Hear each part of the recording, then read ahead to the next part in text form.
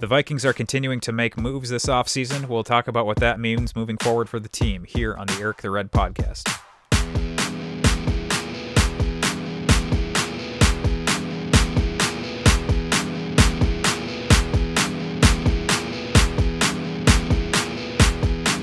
Hello and welcome in everyone to the Eric the Red podcast. I am your host, as always, Eric Beck. And right off the bat, I was not prepared with my notes, so we're going to have a little bit of an awkward start to this, but what else is new?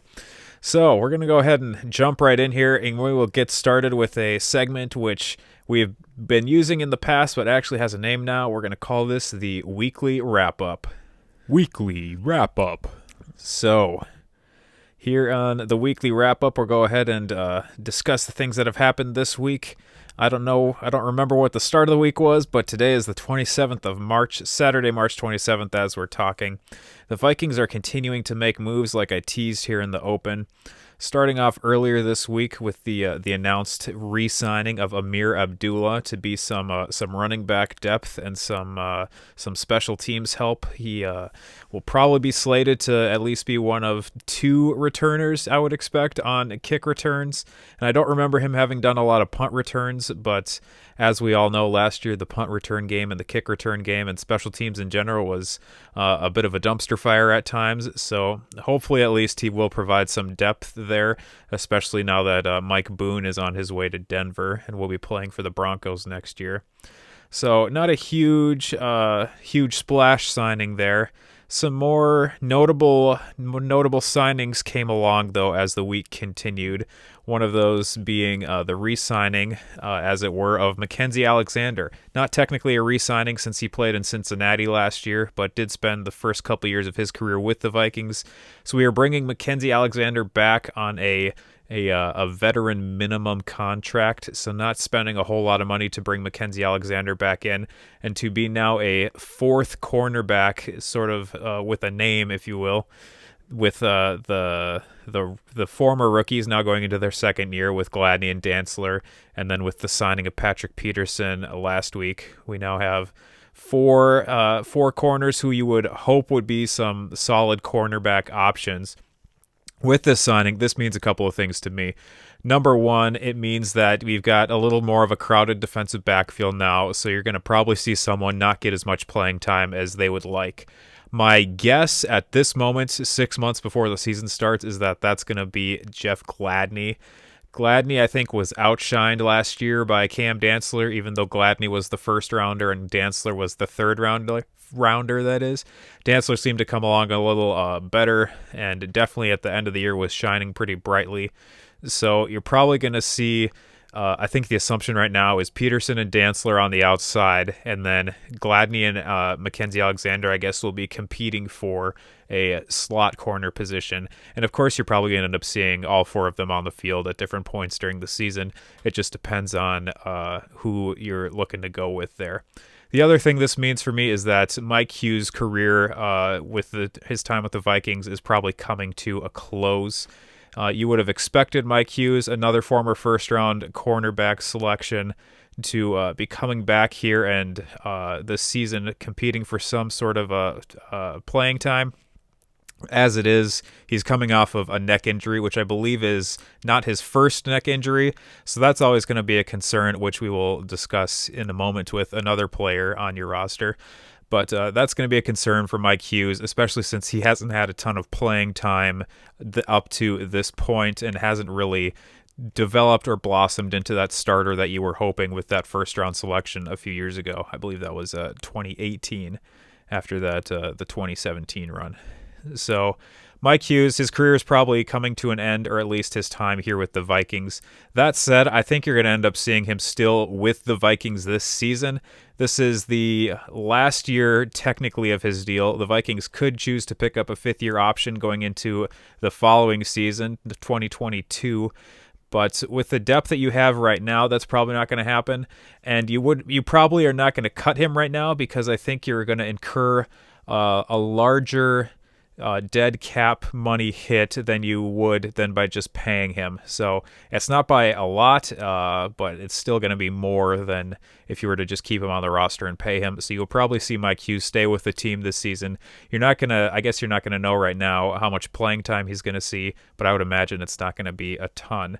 The other, a third question, I guess, that develops then is with all those other guys that you had trying to fill in with those cornerback positions and the couple of guys who I believe are still on the team, what happens with those players as well.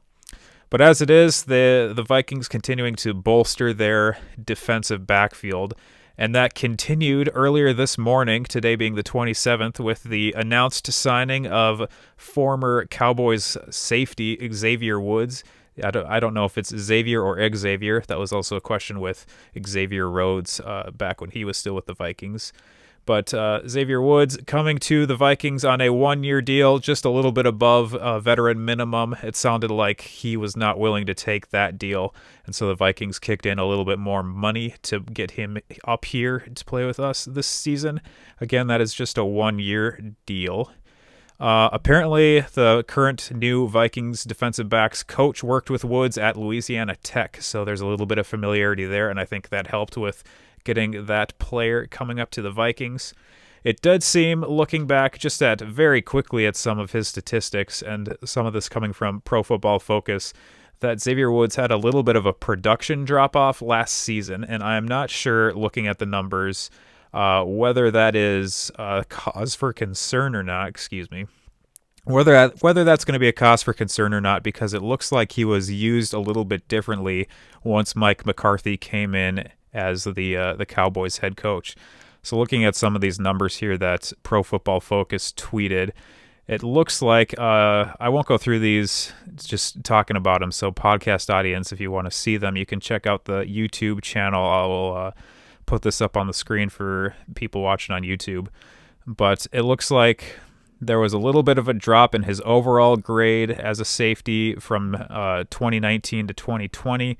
There was a drop off in the run defense grade and the coverage grade. It looks like not all three of them. It's 2017, 2018, and 2019, his first 3 years in the season, were roughly stable in terms of his overall grade, his run defense grade, and his coverage grade. And then 2020, there was a little bit of a drop in all three of those numbers. The thing is, it looks like there were some differences in where he was playing on the field. So snaps he took in all three of these seasons, Pro Football Focus here listed the number of snaps he took in the box, the number of snaps he took at the free safety position, and the number of snaps he took in coverage in the slot. And it looks like in 2020, he was much more heavily used in the box, much less so at free safety, and used a lot more in the slot. So they were using him a lot more as a coverage safety rather than someone doing sort of the Harrison Smith playing center field and covering the entire field type deal. And it sounds like some of his production grades also went down because he allowed 4 touchdowns in coverage last season, which was the highest of his career thus far. So it will be interesting to see how the Vikings choose to use him as well, whether they will try to use him more as a cover safety, or what the goal will be for him. But it looks like if they are able to unlock his potential, he certainly had 3 very productive seasons in Dallas, and another one last year, which is not the worst season you would have seen. Maybe you would have hoped for him to continue developing higher, but again, maybe that's a usage thing. And with Zim supposedly being the defensive backfield mastermind that he is purported to be, you would hope that he's able to get the most out of Xavier Woods coming in here. Those are the 3 free agent signings, at least the most major ones this past week. The 4th move that the Vikings made that we're going to talk about here was actually a trade. It was not a free agent signing. The Vikings, earlier this week, I believe it was on Thursday, but I don't remember for sure, Vikings traded a 6th-round draft pick to the Arizona Cardinals for a center by the name of Mason Cole. Mason Cole apparently played roughly 2 full seasons over the last 3 years at center for the Cardinals, and then played 2 games in 2019 at the guard position. So moving into or coming to Minnesota, you're not entirely sure whether he is going to be a backup at the center position, whether he's going to challenge for a starting left guard role, sort of what the idea is of bringing Mason Cole up here to Minnesota. Mason Cole, a former third-round pick, I believe this is the final year of his rookie deal, and so you will, I guess, be looking to either re-sign him or move on from him at the end of this season, depending on what happens. There are a lot of mixed feelings about bringing Mason Cole in here, and a lot of it depends on how Mason Cole is going to be used. Now, I think there's a lot of, or a little bit at least, of be careful what you wish for with this, because there are a lot of people who have said that anyone would be better than oh my goodness, I'm forgetting his first name, Dakota Dozier. I got mixed up with the former Twins player, Brian Dozier. Two very different people. But Dakota Dozier, people are saying that anyone would be better than Dakota Dozier. Maybe even Brian Dozier would have been better than Dakota Dozier. But the problem here is now we're bringing in this guy named Mason Cole, who's played a total of 2 games at a guard position, and who overall, it seems like with some of the grades that he's seen, is roughly comparable to Garrett Bradbury. So Garrett Bradbury, if I'm remembering correctly, was like the second worst center in the NFL last season among qualifying centers in pass protection. And Mason Cole was 2 positions better than him. So it was like 37th and 35th for those 2 numbers in terms of a ranking. So you're not really bringing in a guy who's a whole lot better than what you have right now, and maybe isn't a whole lot better than Dakota Dozier. But it seems like maybe the Vikings are looking to have him challenge for that left guard spot or some sort of guard spot, depending on what you do with Ezra Cleveland or with other things that are coming up. There are also some speculation, I guess. This I heard from Courtney Cronin, beat writer for ESPN. She thinks that Mason Cole was probably likely to be waived by the Cardinals if he wasn't moved.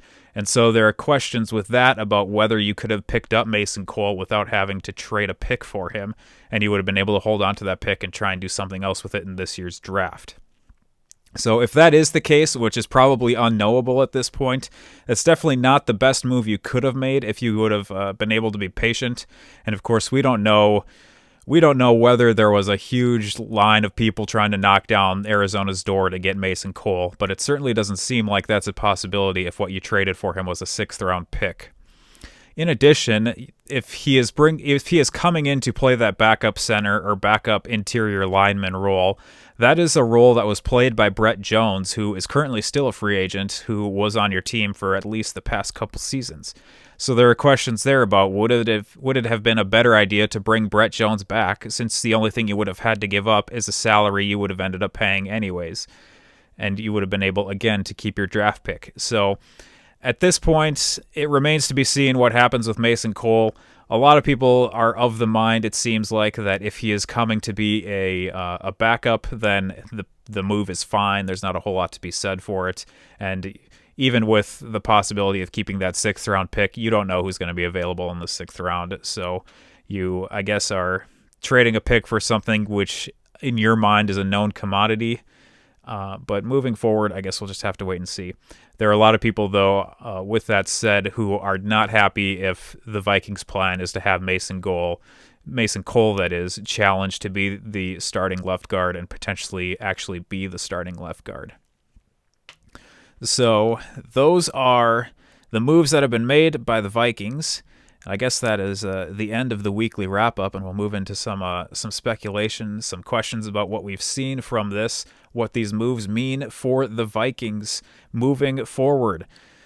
Because not the question, but the observation, I guess, of what we've seen from the Vikings is that the Vikings have been signing free agents from other teams, or who played for other teams last year, who were pretty much all defensive players. The Vikings, I think, have filled pretty much every defensive position they almost possibly could. You can go back even to thinking about the restructure of Anthony Barr. Even though he's becoming a free agent at the end of this coming season, he did restructure, so he will be back with the team.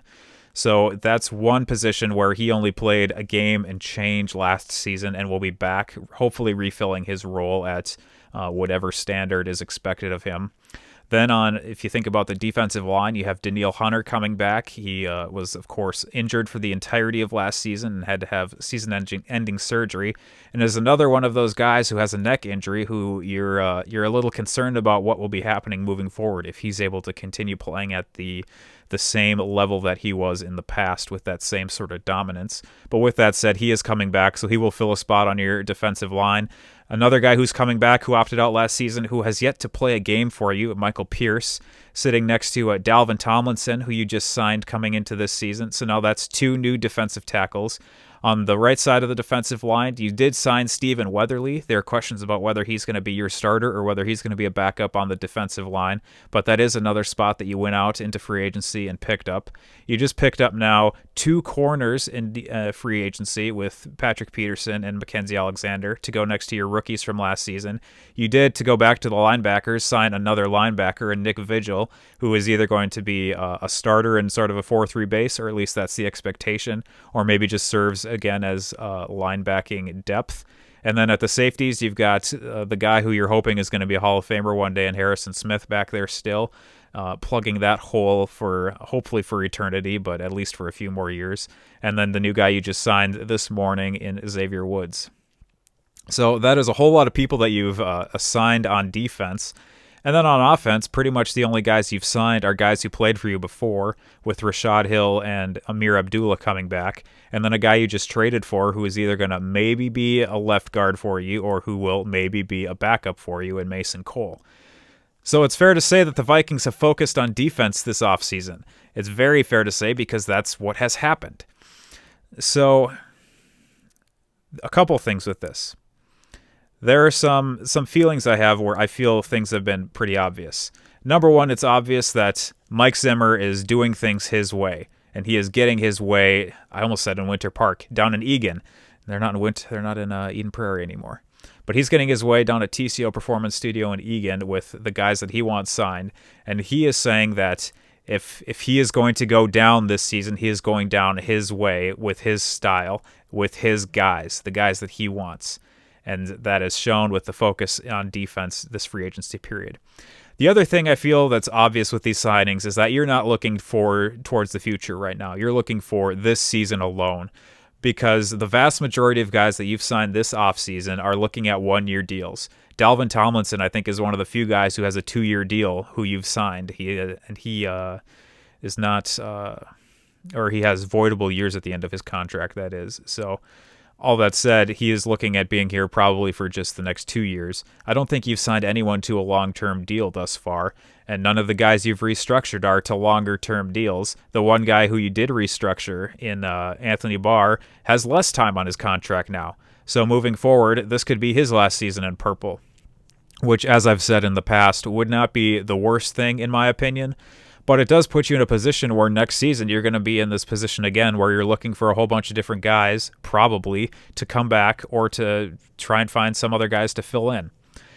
So this, I think, is a question of, do you expect management to continue to be here or not? Because whether they are or not, there is a lot of buzz outside of the team that Mike Zimmer and Rick Spielman are on the hot seat right now moving forward. And if something goes drastically wrong here in 2021, or if they don't make the playoffs, there is at least a chance that they will not be back with the team. So that said, there's the question of, are they sort of playing for their jobs the way that you would maybe see a player play for their jobs? Are they coaching for their jobs? Are they general managing for their jobs, or whatever the proper term would be there? And if so, are they focusing too much on this season, I think? Because even if they do make the playoffs and they end up staying, then the question is next season, they got to do this all over again. And they've got a whole bunch of people who they either need to re-sign or do whatever with. Now, I think it's fair to ask questions about whether this is because of where the salary cap is this season. At the same time, I don't think it really is, because it seems like these are similar things to what they did last year, at least in terms of the shorter-term signings, shorter-term deals, and not making signings that are going towards the future other than with your draft picks. So, all that to say, Mike Zimmer is going to do things his way, it seems like, and if he is going to go out, he is going to end up going down with the ship, having done things his way.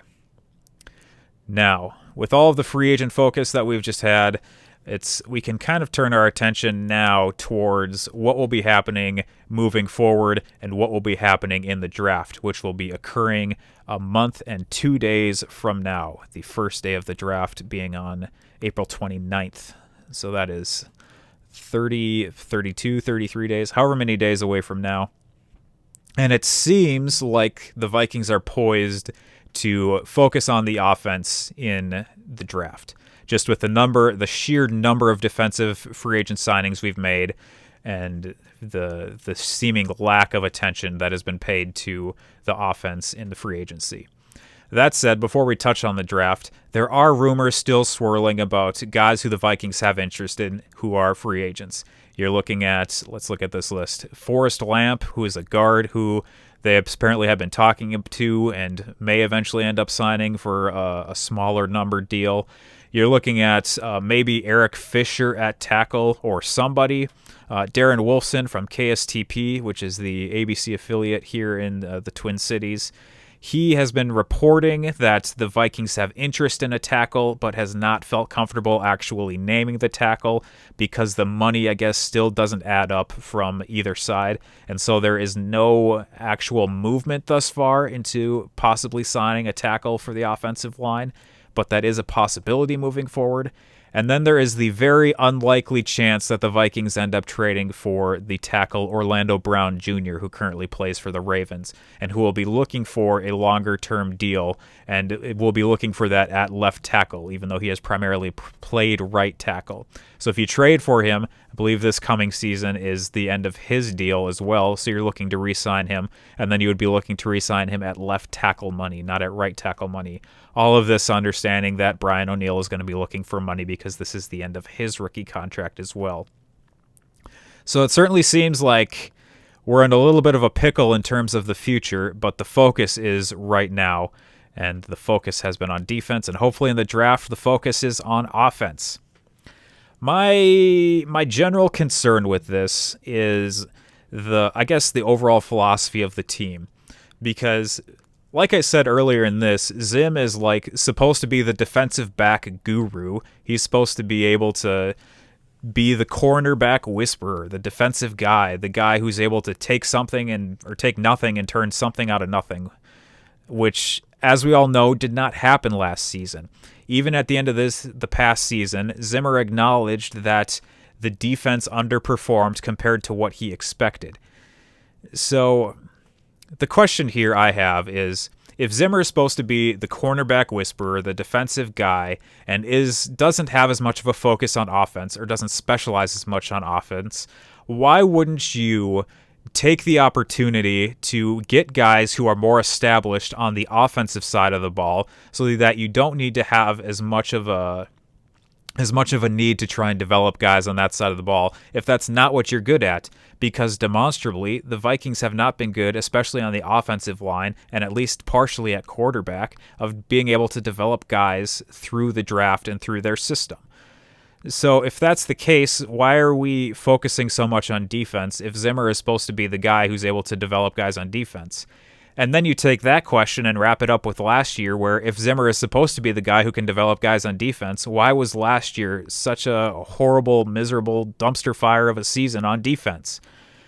So I think all of these questions are things that the only thing we can do is sort of hold on to them until the season actually starts and we see what happens with the guys that we have. But I personally feel like you're looking at the team wrong if your specialty is on one thing and then you're doing something different moving forward. So all of that, I don't have concern necessarily for next season in terms of are we going to be a playoff team or not. I think there's a lot of availability for success in a weaker a weaker NFC than we've seen maybe in past years. But you're not going to be challenging for the division. You're looking at the Packers probably still tearing up the division with how badly the other two teams in the division are in Chicago and Detroit. So you're looking for a wild card spot, which now there are 3 wild card spots instead of 2. So it is easier to make it into the playoffs. So I think with the moves we've made, they've certainly plugged some holes on the defensive side. You're probably looking at being fine, but fine. What does fine do? Fine is what we've done for however long this team has been in existence. We are still looking to get to the mountaintop, as it were, and actually win a championship. So I'm concerned about moving forward, if you're not looking past this season, how that affects the team in the future. And especially if the guys who are orchestrating everything right now may not end up being here when things go sour. So that is the majority of the Vikings news from the past week and some analysis of that. One other major thing that happened in the NFL that has at least tangential relation to the Vikings was a major turn the world upside down trade, actually a series of trades that happened yesterday involving this coming season's draft and draft picks up at the top of the board. The Miami Dolphins, I guess, decided that they wanted to make some action happen before the draft actually started. So a month and change before the draft starts, they shake up the world and take a number 3 overall pick, which they got last season from the Houston Texans. They trade that to the San Francisco 49ers for a number of picks, including the number 12 overall selection. And then the Dolphins take that number 12 overall pick and a couple other ones and send those to Philadelphia to move back up to 6. Now, I'm not entirely sure, just from a logistical standpoint, why this didn't all happen at the same time, why that had to be 2 separate transactions. But that said, you've got a number of trades that have happened here and a number of picks that have moved around. So let's take a look at what these draft picks are going to be now, at least at this moment in time. There's still plenty of time for more trades to occur all the way up until and on draft day. So on the screen, you'll be able to see this audio form. I guess you'll just have to listen to me continually. But this is a breakdown of the draft pick trades that happened, or at the very least, this is what everyone has now. So, Miami, after making 2 trades, one trade with the 49ers and trade with the Eagles, Miami now has this coming season the number 6 overall pick, which they got from the Eagles, and the number 156 overall pick, which also came from the Eagles. Next season, they have the 49ers' first and third round picks, so that's first and third rounders in 2022. And then in 2023, they also have a first rounder from the 49ers. Now, the 49ers, all they get out of this, quote unquote all, because it is a pretty big move, is the number 3 overall pick, which is coming from Miami and going to San Francisco. The Eagles, out of this, get the number 12 overall pick, which is technically coming from San Francisco, but made a stop in Miami. They also get the number 123 overall pick from the Dolphins this season, and a first rounder from the Dolphins next season. So you'd think I'd be better at math and be able to try and figure this out, but on the fly, that's not going to be as easy. Just in terms of who has given up what and what is valued, what picks are valued at what pick capital, I guess. But the one thing we do know for sure is that the number 3 overall pick this year was valued by the 49ers at 3 first-round picks over the next 3 seasons and a third-round pick next season. That is a whole lot of draft capital. 3 first-round picks to move up to the number 3 overall spot. I think it's fair to say that having heard the discussions about what is happening in the draft, number 1 and number 2 are staying put. The Jaguars are going to be taking a quarterback. The Jets are going to be taking a quarterback. And it is very likely that it is going to be Trevor Lawrence and Zach Wilson in that order. The 49ers moving up, it seems like the only reason that you would move up that high and pay that much capital to move up that high is that you have identified a quarterback in the draft who you believe is just as good or maybe just a little below the level of Trevor Lawrence and Zach Wilson, but are good enough to move up for.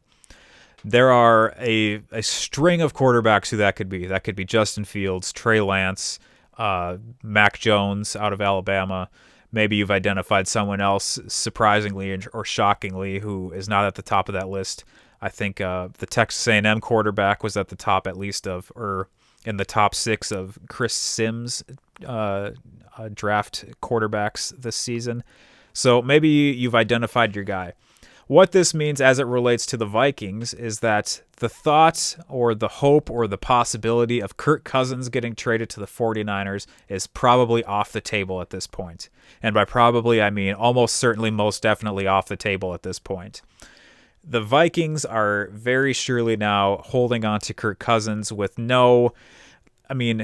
it was pretty clear they were standing by Kirk Cousins moving into this week, but now that the 49ers have moved off of their pick and moved up in the draft, it definitely seems that Kirk Cousins is not going to play in San Francisco, at least for the next 2 years. The only way that Kirk Cousins is going to make his way to San Francisco, it seems at this point, is when he becomes a free agent once again later in his career. The other thing, I guess, that this merry-go-round or musical chairs situation gives you is maybe you have a better understanding of what teams in front of you in the draft are looking for, at least as it pertains to the 49ers, who move from 12 to 3. So you know at least that you've got 3 quarterbacks probably going in the first 3 spots, and now I guess you start trying to figure out who are the Dolphins looking at or interested in at 6, who did they feel they could move off of in those 3 spots now that they've dropped, and who are the Eagles maybe looking at, and what are the Eagles' evaluations of different players in the draft. I'm not a huge mock draft guy, especially thus far with just with the fact that free agency hadn't started for so long and then just started this past week. So we're only like 10 days into free agency, and you've seen the Vikings make some moves now. And most of them being on defense. So anyone who had the Vikings taking defense up at the top, it maybe is not the thing you're going to see coming into this draft now. I think there was a mock draft that was released on NFL.com yesterday that has the Vikings in their first 5 picks taking offensive players in this coming draft. If it certainly seems, all signs seem to point to that. I would not be surprised if the Vikings continue to pile on players on defense. There are some reports that the Vikings continue to remain interested in a recently released Geno Atkins at defensive tackle to maybe be one of the guys who can come in and then go back out, a substitute player, I guess, as it were, sort of a rotational guy. And I wouldn't be surprised if there was some guy who they absolutely highly valued at defensive end to either come in as a free agent or come in as a very high round draft pick. The Vikings are continuing, it has been seen, to focus on defense, and so we should not be surprised if they continue to focus on defense moving forward and put their evaluation on that side of the ball. That said, we're going to continue with something that we started here last week, or I guess that I started here last week. Last week, we took a look at the 2011 draft after a number of players from that draft were traded throughout the NFL, and some of them were signed and throughout the NFL, and some of them had direct impact on the Vikings. So we're going to continue. My goal with this coming segment is to get through all of the Vikings drafts from 2011 forward, since as we discussed last week, Patrick Peterson now is the oldest drafted player on the Vikings, and he was drafted in 2011. We're going to go through all of these drafts as well as possible. We're going to take some evaluation of how the Vikings have operated, who are the guys that the Vikings have taken, maybe sort of give draft grades. Again, I'm not big in the actual grading portion of it, since I don't know a whole lot about that, how to grade people. But we are going to take a look at these. And the goal being, we're going to get through every draft that has happened between 2011 and now. To do that, we're going to have to go through more than one draft every week from now until the draft actually happens. I think including this episode, we have 5 episodes to get through, 9 drafts? Something like that. So this week, we're going to look at the 2012 and 2013 drafts. And we're going to just look at 2, and this will get us up through the Leslie Frazier coaching years to the Mike Zimmer years, which start with the 2014 draft. So starting next week, we will be looking at Mike Zimmer's draft classes, or Rick Spielman's draft classes for Mike Zimmer's team. But this week, we're going to focus on 2011 and 20. No, I was right the first time. 2012 and 2013. Going to look at the 2012 and 2013 drafts, and we'll see who the Vikings took, and we will do that on the other side of the break. Hey everyone, this is the point in most podcasts where you would maybe expect to hear an ad read, a Patreon plug, or something of that nature. While that may be something that ends up being integrated into this podcast in the future, I'm more concerned at the moment with getting this podcast up and running. So, no ads, no Patreon, but if you do want to find out more about this podcast or any other project I'm involved in, head over to ericbeckmedia.com. That's ericbeckmedia, all one word, .com. Now back to the show. All right, and we're back. Had a little bit of a technical trouble there trying to get this up on the screen, but just like last time now, we are screen recording on my computer, and we're going to go through both the 2012 and 2013 NFL drafts this week. Going to take a look at who the Vikings took. We're going to go through this a little more quickly than we did last week. We had a little bit of luxury last time with one that we could go a little more in depth. But we're going to take a look here at who the Vikings took. Let's go ahead and do a Command F here, and we can find Minnesota's picks. And we, as always, for the audio version of this, I will be giving as much commentary as I can on these picks. For those of you who are on YouTube, you can go ahead and just look at your screen, and you're looking at what happened. Now, in 2011, the Vikings went 3-13, which garnered them the third overall pick in the draft, which was not good. It was not a good season whatsoever, which was unfortunate to say the least. But if you're looking on the screen here, if you're on YouTube, you'll see that the Vikings picked fourth. And the reason the Vikings picked fourth is because the Vikings absolutely fleeced the Cleveland Browns and somehow convinced them that someone was going to trade up to take Trent Richardson and that instead of them. The reason this is a fleecing is because Cleveland had the fourth overall pick. Now, it may be true that I think at the time it was reported that the New York Jets were also interested in Trent Richardson, and so they may actually have had interest in moving up to 3. At the very least, the Vikings convinced the Browns that someone was interested in moving up to 3. And so, if you'll see on the screen, let's take a look here. The Vikings got to the fourth overall pick in the draft, as well as a 4th round, 5th round, and 7th round pick in the 2012 draft for this pick. So that's a pretty good haul for just dropping down one pick selection. That said, it looked at the time like the Vikings hit a home run with this pick in drafting Matt Khalil, especially after his first season when he was a Pro Bowler at the left tackle position and looked like he was poised to be the left tackle of the future on this line. The reason this was very beneficial is because, let's take a look here at the 2011 Vikings roster, if we can zoom in here and get this on the screen. We might not be able to get this on the screen. Zooming in. There we go. We at least have player names. Okay. Right here we've got left tackle Charlie Johnson, left guard Steve Hutchinson. Charlie Johnson was a guard, if I remember correctly, or at the very least a right tackle. All that to say, he was not a left tackle when he came from the Colts to the Vikings. The Vikings put him at left tackle because there was a need there with Bryant McKinney departing. At the end of the 2011 season, Steve Hutchinson retired. And so what ended up happening with the Vikings is they had a hole to fill on the offensive line. What else is new?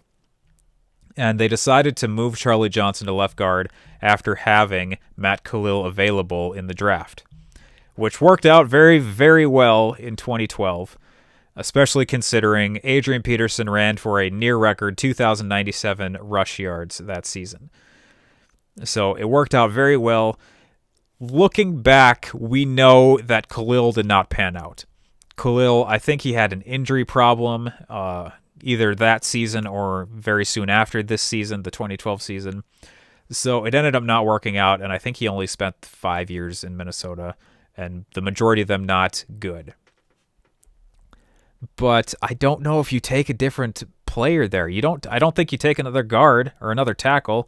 It looks like the next tackle in the draft is a guy who we're familiar with in Riley Reef. And I don't think we would value Riley Reef as a 4th overall pick. So if you're looking for someone else to draft in that spot, I don't think you're looking offensive tackle. The 3 guys who followed him, Justin Blackmon, Morris Claiborne, and Mark Barron, you probably don't want any of them either. Ryan Tannehill following that, you probably don't want him. Luke Kuechly maybe is the first guy who you're looking at as maybe we would have taken Luke Kuechly. And I think you would have had knowing how his career went, you would have had a number 4 overall grade on Luke Kuechly. We also have some defensive tackles here who you maybe would have wanted in Dontari Poe and Fletcher Cox. There was a need, looking back at this 2011 roster, there was a need here at defensive tackle with Remy Iodele. I don't even remember how to say this guy's name, and he played for the Vikings. He started 13 games. I don't remember him at all. So you maybe would have wanted to take a defensive tackle there, and there were guys available. But I don't know if you can really fault them for taking Matt Khalil as their first pick in that draft. Next, the Vikings ended up trading back into the first round to pick Harrison Smith. At the time, I was told that Harrison Smith probably still would have been available at the Vikings pick in the second round, which was 35th, this spot right here. That said, I am very, very happy they took Harrison Smith here. Harrison Smith is at the very least, he is a Vikings Ring of Honor guy. It's very possible that he ends up in the Pro Football Hall of Fame at some point. I'm not going to fault them for taking Harrison Smith either. They did trade a few picks here in order to move up there. It looks like they traded their second and fourth round selections that season. So they ended up not having a second round pick in the 2012 draft. Third, Vikings take Josh Robinson, a cornerback. Very fair to say that Josh Robinson did not pan out. If I remember correctly, he was taken largely because of his speed. He was very much he might have been the fastest corner in the draft, or in the whatever. But we look down a couple picks after this, we see Russell Wilson taken about 10 picks after Josh Robinson. This is obviously, in hindsight, the pick you would have wanted to take, even with Christian Ponder being your guy. Russell Wilson is the guy you wish that you had taken at that spot. Moving on, looks like the fourth round. Hey, look at that. Kirk Cousins in the fourth round of this draft. Didn't have the opportunity to take him, but the guys we did have the opportunity to take in the fourth round, since we had 3 fourth-round picks still, you're seeing 2 wide receivers, Jarius Wright taken 118th, Greg Childs taken 134th overall, both of them out of Arkansas, which was notable at the time. And then a guy here by the name of Rhett Ellison, who is another one of those, hey, I remember that name as a Vikings tight end guys. Of these picks, I liked Jarius Wright. Say what you will for him. He didn't have an uber-long career here, and he mostly played in the slot, but he had a couple of really big plays for the Vikings. There was one season where it was like every catch he made was either a first down on third down or a touchdown. So he worked out. For a fourth-round pick, I don't have a problem with that. Rhett Ellison, again, solid enough as a tight end, as a backup tight end. And then Greg Childs, unfortunately, he had knee problems coming out of college and then hurt both of his knees in training camp in 2012. So he never actually ended up playing for the Vikings. So that ends up being a pick that was sort of, we'll see if this works out type pick, and then did not end up working out. Fifth round, 139th overall, the Vikings take Robert Blanton, who was another safety from Notre Dame. So in one draft, you take 2 safeties from Notre Dame, and Harrison Smith and Robert Blanton. One of them worked better than the other one did. I think it is fair to say. With this pick, who would you rather have seen taken? Well, one, you see Josh Norman here at corner 4 or 5 picks later.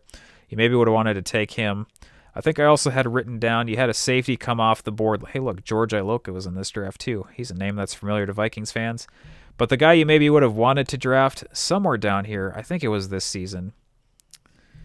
Maybe it wasn't this season. Well, it looks like I may have been incorrect in my memory. So probably you would have looked for Josh Norman in this draft to be your pick rather than Robert Blanton. Moving down the list into the 6th. Oh, here he is. I was right. Justin Bethel was taken 177th overall in the 6th round as a safety. Would have been a better safety option than Robert Blanton. I think Justin Bethel's still in the NFL. But in the 6th round, the Vikings take a kicker by the name of Blair Walsh. Blair Walsh at the time was an incredible kicker for the Vikings. I don't think he missed a kick in 2012. He set a rookie record for consecutive 50-plus yard kicks. Is a guy that worked out very well very early in his career, and then as always seems to happen with the Vikings. Had a heartbreaking miss in the playoffs, and you lost a game to the Seattle Seahawks there at TCF Bank Stadium in the freezing cold. And eventually he ended up, of course, not remaining with the team. Blair Walsh at the time worked out well. Looking back, as much as I loved that season, we're going to see that there was another kicking option that you had other than Blair Walsh. 7th round, the Vikings take a couple of guys. First one being Audie Cole. There was a certain play-by-play announcer for the Vikings who was totally in love with Audie Cole for some reason as a backup linebacker for the Vikings. I think he had a game-winning fumble recovery for a touchdown in the preseason or something like that at one point, either 2012 or 2013. I don't remember. But he took Audie Cole, and then he took a defensive end by the name of Trevor Guyton, who ended up not making it out of training camp with the Vikings that season. So those are your Vikings draft picks. Last time I had all of them lined up, all nice and fancy like. So we're just gonna have to go through and list them off as we do this.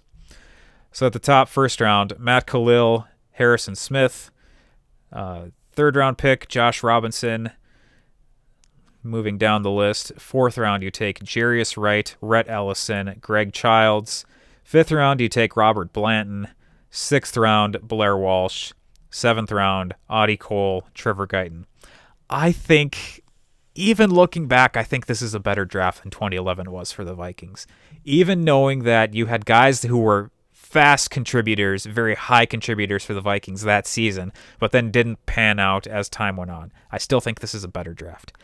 The kicker that I teased down as we scroll here to notable undrafted players, you have who may be the best kicker in NFL history, at least in my opinion.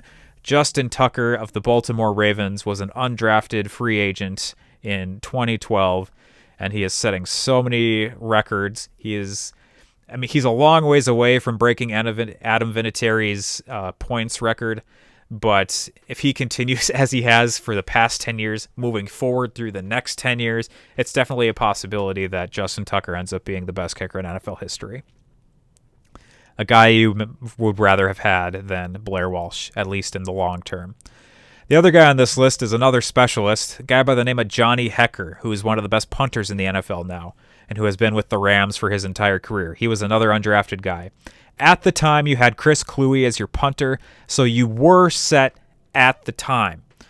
The issue with Kluwe was that the Vikings decided to move on from him after Kluwe got involved in some social issues, especially around the LGBTQ plus, around that social issue. So the Vikings chose to move on from him. A year later, we will see who his replacement was in the 2013 draft. But you're wishing now that you had somehow found Johnny Hecker as your diamond in the rough, who could have come in and been your punter for an extended period of time and done very well. So that was 2012. Looking at the 2012 roster, if we can zoom in far enough, I think next time we'll just go ahead and look at the entire screen like we did last time. But there are your starters. So my point this year was that in 2012, the Vikings were looking to fill holes, and they did, and it was very successful for them, or at least very successful-ish. They won the division at the very least. They won 10 games. Adrian Peterson had a career year rushing, a near-record year rushing. You had decent enough skill players at other skill positions. You had a line that you didn't really question. We see here Brandon Fusco, who we talked about last week, who was drafted in 2011. Matt Khalil coming in, being able to solidify that line, and then not a whole lot of other questions. So it looked like a line for the future. You have some better looks on defense. You're probably wishing you had maybe some better corners, or at least some, in this case with Chris Cook here, and then with Antoine Winfield getting older. And then you're maybe looking at some linebackers who maybe you wish you had a little better linebacking core. 2011, not only did Steve Hutchinson retire, but E.J. Henderson retired. So you had a gap at the middle linebacker position that you were looking to fill. All of that to say, coming off of a 10-6 season, going into the 2013 draft, you had probably fewer holes that you thought you needed to fill. And once again, it looked like the Vikings were all about filling the holes that they had. Now, 2013, we see at the top of this, Eric Fisher. Here's a guy who might end up playing for the Vikings if they can figure out the money situation. There's another guy by the name of Sheldon Richardson, a defensive tackle who also played for the Vikings, at least for a season. The Vikings had a later pick in 2013 because they did better in 2012. So their first pick was 23rd overall, and they took a defensive tackle, Reef, who was there to plug a hole that they had. Then they take a corner, Xavier Rhodes, 2 picks later, who was there to fill a hole that they had. Then they trade back in to, or I should say, this Xavier Rhodes pick, we see, if you're watching on YouTube, this came from Seattle. This was a part of the Percy Harvin trade. Percy Harvin was unhappy in Minnesota, was traded to Seattle. We take Xavier Rhodes with that pick, and then, knowing we have a hole to fill now, the Vikings trade back into the first round and take Cordero Patterson, who is listed as a running back here on Wikipedia. He's kind of a running back now. He was a wide receiver at the time. Cordero Patterson, you brought in mostly as a project. You brought him in for his potential. He, I think, only spent a year as a wide receiver at Tennessee, and he was a fast guy. He was a guy you brought in to be a returner. He was a guy who set the record for return yards, kickoff return yards, his rookie season, 2013. So it was a guy you brought in to be a project, to hopefully be a guy who could develop as a wide receiver and a guy who could step right in and take over the Percy Harvin role of returning kicks. So you brought Cordell Patterson in to be a bigger version of Percy Harvin, which he was for a period of time. We'll get to that. But with that said, with that trade you made a trade to New England to move up. You lose a couple of your picks here. So there are a couple of picks here. People thought that the Vikings would take Manti Te'o. We see him go in the second round. There are a couple other guys who the Vikings maybe would have taken. But we don't have a second round pick, and we don't have a third round pick, which for the way the Vikings are run now is almost completely unheard of that you go 2 rounds without a pick. So we move down. We don't have a pick again until the 4th round. And in the 4th round, the Vikings take a linebacker, Gerald Hodges, to serve as linebacker depth. He did end up playing on and off for the Vikings and then ended up being traded, I think, a couple of years later. So didn't end up panning out as someone you would hope to be a starter. Then in the 5th round here, we see Jeff Locke, who, had you found Johnny Hekker the season before, you wouldn't have needed to worry about Jeff Locke. Or had you held on to Chris Kluwe and not worried about him interacting with social issues. And there were questions about, is Chris Kluwe a distraction in the locker room? The Vikings decided he was. I think Kluwe was still a better punter at the time than Locke ended up being. You held on to Locke for a few years. It didn't work out as well, I think, as Chris Kluwe. And you're wishing you had someone better, especially since now we've been through a couple of punters on our way to Britton Colquitt.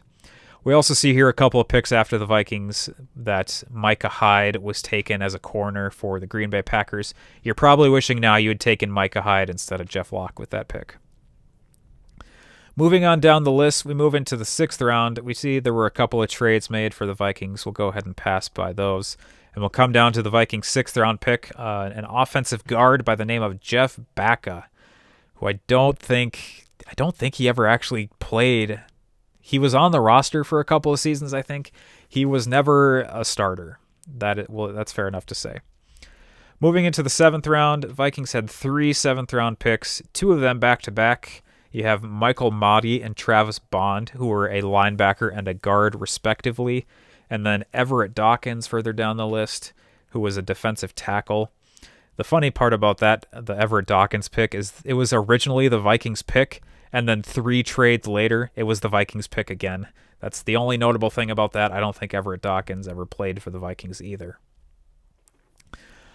Looking at the 7th round, guys you maybe would have taken, the only name I see here that I even recognize is Charles Johnson, who ended up playing for the Vikings anyway, a wide receiver, had a decent enough season there at one point, almost got paid, was not as hyped as maybe you would have expected.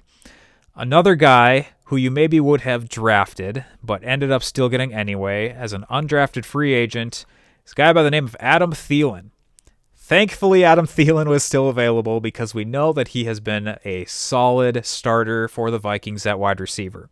He's a guy who has been very reliable, a guy that we love, especially since he is quote-unquote one of us from Detroit Lakes, Minnesota, played at Mankato State, guy that we're very happy to have.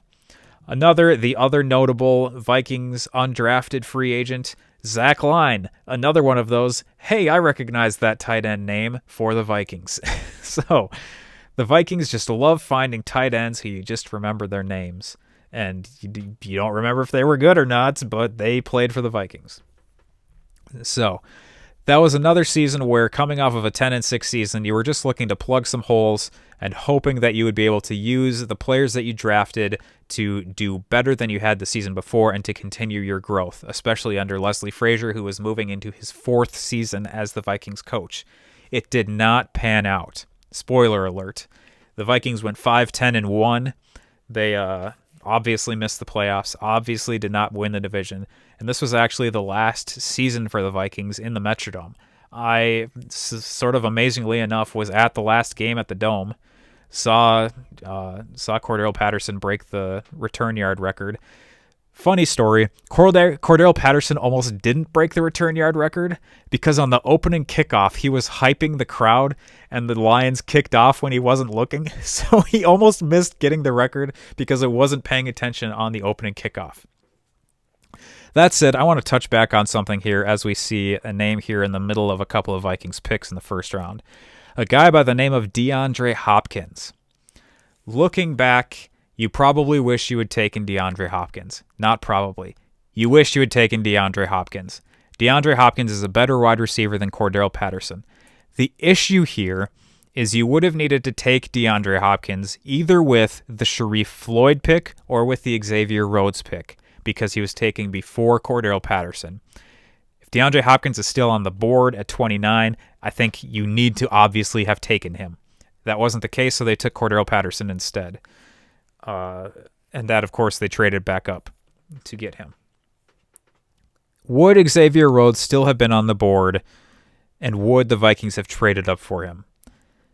I don't know the answer to that. Let's take a look back here at the 2012 roster. So with losing Percy Harvin, you have a need for a top wide receiver. Looking at the corners from 2012, you've got Antoine Winfield and Chris Cook. I don't remember. Let's take a look at the 2013 roster. Did Antoine Winfield retire after the 2012 season? I think it's definitely a possibility if we can zoom this in here.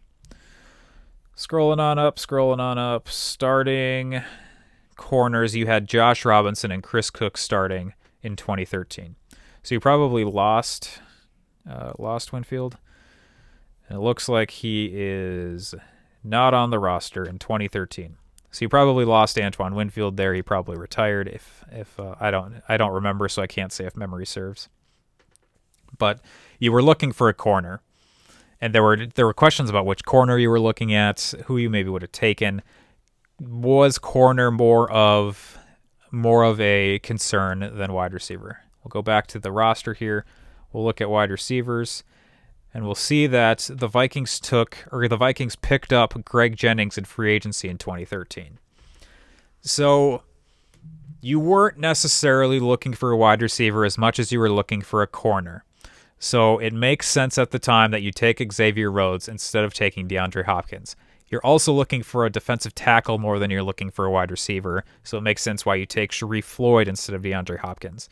Looking back, Floyd didn't pan out because he had an injury and then I believe had complications with his surgery, which led to the end of his career. Xavier Rhodes was a good corner for a period of time, but does not play for the Vikings anymore. Cordell Patterson never blossomed into that first-round talent that you would have hoped would have come from someone taken in the first round. He didn't play for the Vikings for that long, has never really been a wide receiver. He is still the best kick returner in the NFL, but I don't know that you're spending a first-round pick just on a kick returner. And like this says now, he's not even a wide receiver anymore. He's used mostly at running back. So I think the 2012 draft maybe worked out better than the 2013 draft. That said, neither of them really helped with sustained success, which I think is part of the reason you had struggles moving forward after 2013 and why you ended up 5-10-1 and why you ended up hiring a new coach going into 2014. So ultimately, the drafts were good at the time. 2013 was good because of the first round picks you took. 2012 was mostly good overall at the time for 2012. Looking back, you wish the Vikings maybe had done some different things. There weren't necessarily a whole lot of other changes you would have made, though. So this is why grading is hard for me, because you look at it and you say the Vikings took the guys they needed, or at least the guys they thought they needed. They took the positions they needed to try and make their team better, and some of them worked out at the time and then sort of fizzled out. Some of them worked a little better as time went on and then still are not here anymore. Are any of these players, I'm going to look, are any of these players still with the Vikings? Or who lasted the longest? Xavier Rose lasted until 2019. I don't know that any of these, well, I guess Thielen is still here. Locke lasted for like 5 years. So the only guy from 2013 who's still on the roster is Adam Thielen, who you didn't actually draft. 2012, Harrison Smith is still on the team. So is it just Hitman and Thielen? Scroll through here. It looks like it's just Harrison Smith and Adam Thielen. So one player from each draft worked out to the point where they're still on the roster. It's almost 10 years later, so you can't really fault the Vikings necessarily for that. Most of it, I guess, is just a wish that it would have been better. So I don't think you can give them failing grades necessarily for these, and I don't think you can give them glowing reviews for these either. So these are part of the things that led to the release, the firing of Leslie Frazier, and led to the hiring of Mike Zimmer. So moving forward, we'll figure out a way to divvy up the next from 2014 to 2020. Those, 7 drafts.